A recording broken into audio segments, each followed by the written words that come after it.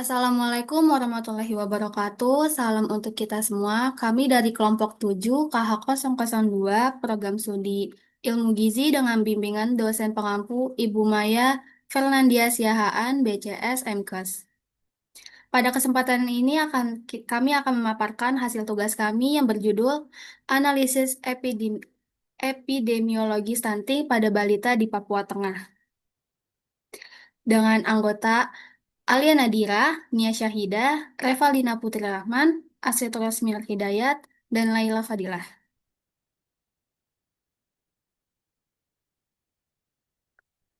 Selanjutnya, kami akan mulai dengan latar belakang masalah. Stunting masih menjadi tantangan kesehatan serius di Indonesia, khususnya di wilayah dengan keterbatasan akses, layanan gizi, dan kesehatan seperti Papua Tengah.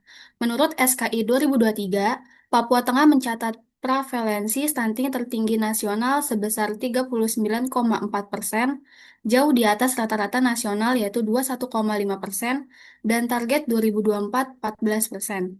Sebagai respons, pemerintah bersama PT Freeport dan USAID meluncurkan program Pasti Papua yang berfokus di Mimika, Nabire, dan Asmat.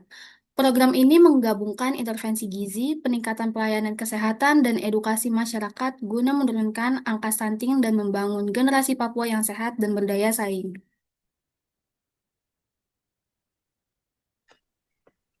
Kemudian, dalam tugas ini, kami hanya menggunakan indikator yang datanya tersedia secara lengkap dalam laporan SKI.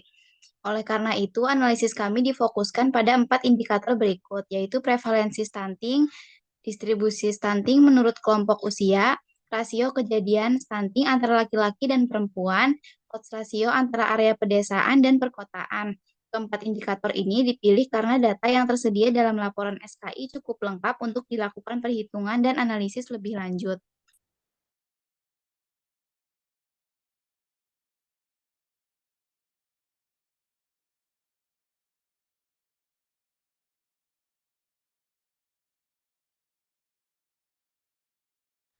Em, Pada slide ini saya akan menyampaikan hasil analisis epidemiologi kasus stunting di Papua Tengah tahun 2023. Berdasarkan hasil perhitungan yang kami lakukan, ditemukan prevalensi stunting sebesar 40%. Artinya sekitar 40% dari setiap 100 balita mengalami stunting di wilayah ini.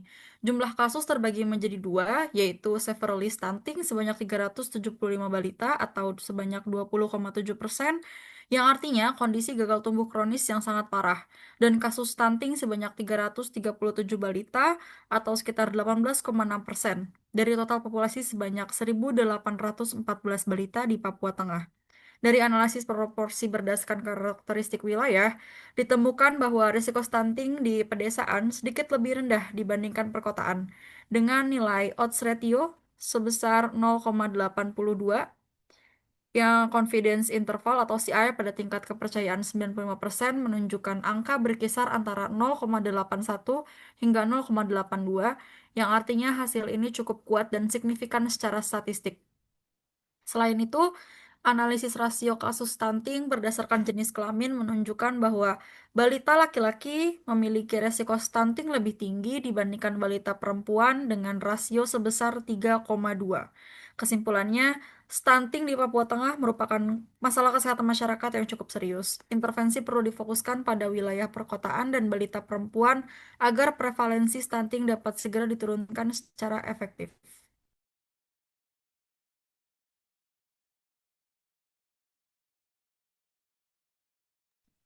Dan di sini ada visualisasi data. Yang pertama ada jumlah data balita di Papua, yaitu tercatat ada 375 balita mengalami serpeli stunting dan 337 mengalami stunting, 1099 balita tergolong normal. Artinya hampir 40% balita mengalami masalah stunting. Dan kedua ada grafik ODDS ration.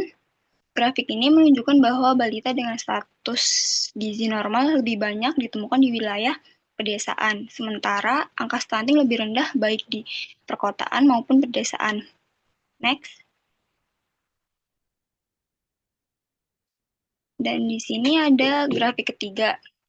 Grafik ketiga yaitu ada proporsi stunting pada balita.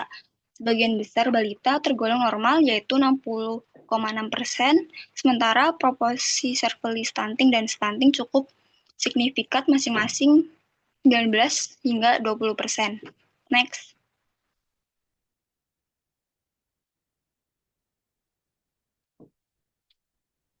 Selanjutnya ada interpretasi dan kesimpulan. Yang pertama ada prevalensi stunting tinggi di Papua Tengah. Provinsi Papua Tengah memiliki prevalensi stunting tertinggi di Indonesia, mencapai 39,4% menurut hasil Survei Kesehatan Indonesia atau SKI 2023. Angka ini hampir 2 kali lipat rata-rata nasional, 21,5%, dan jauh dari target pemerintah 14% pada tahun 2024. Perhitungan dalam dokumen menunjukkan prevalensi stunting balita di Papua Tengah pada tahun 2023 adalah 40%. Proporsi severely stunting adalah 20,7% dan proporsi stunting tingkat rendah adalah 18,5%. Yang kedua ada rasio kasus stunting perempuan dan laki-laki. Rasio kasus stunting antara perempuan dan laki-laki adalah 3:2. Yang ketiga ada ODS rasio perkotaan versus pedesaan. ODS rasio stunting antara wilayah perkotaan dan pedesaan adalah 0,82. Awalnya ini diinterpretasikan bahwa balita di perkotaan memiliki risiko 0,8 kali lebih besar mengalami stunting dibandingkan balita di pedesaan. Namun, setelah perhitungan confidence interval atau CI, ditemukan bahwa balita yang tinggal di pedesaan beresiko terkena stunting secara signifikan lebih tinggi daripada balita yang tinggal di perkotaan. Yang keempat ada program intervensi pasti Papua. Kementerian Kesehatan Republik Indonesia bekerja sama dengan PT Freeport Indonesia dan USAID meluncurkan program Pasti Papua pada September 2024 untuk mengatasi masalah stunting di Papua. Program ini berfokus di Mimika dan Nabire Papua Tengah serta Asmat Papua Selatan, menggunakan pendekatan kolaboratif, terpadu, dan berbasis lokal. Next.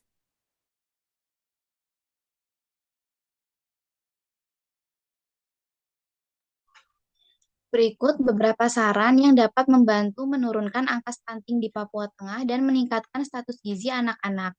Yang pertama, perluasan cakupan layanan, meningkatkan akses ke puskesmas dan posyandu untuk memperluas layanan kesehatan dasar dan gizi, terutama di daerah terpencil. Yang kedua, ada edukasi gizi yang komprehensif, yaitu melalui program penyuluhan terpadu yang dimulai sejak masa kehamilan hingga balita, memperkuat edukasi gizi bagi ibu dan keluarga, melibatkan tokoh agama dan masyarakat dalam penyebaran informasi gizi agar lebih mudah diterima secara budaya lokal.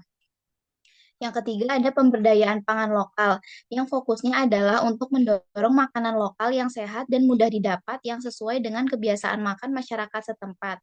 Keempat, ada peningkatan kapasitas tenaga kesehatan, yaitu memberikan pelatihan yang lebih baik kepada tenaga kesehatan dan tenaga gizi di wilayah prioritas seperti Mimika dan Nabire.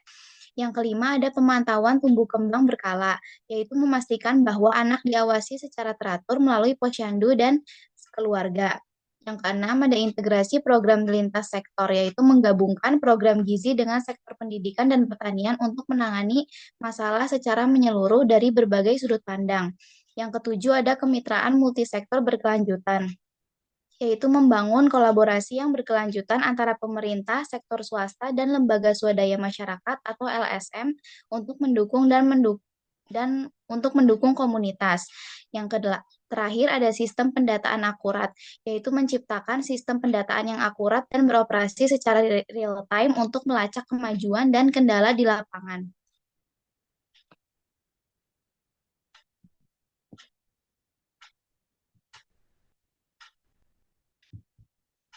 Sekian dari kelompok kami, kurang lebihnya mohon maaf. Wassalamualaikum warahmatullahi wabarakatuh.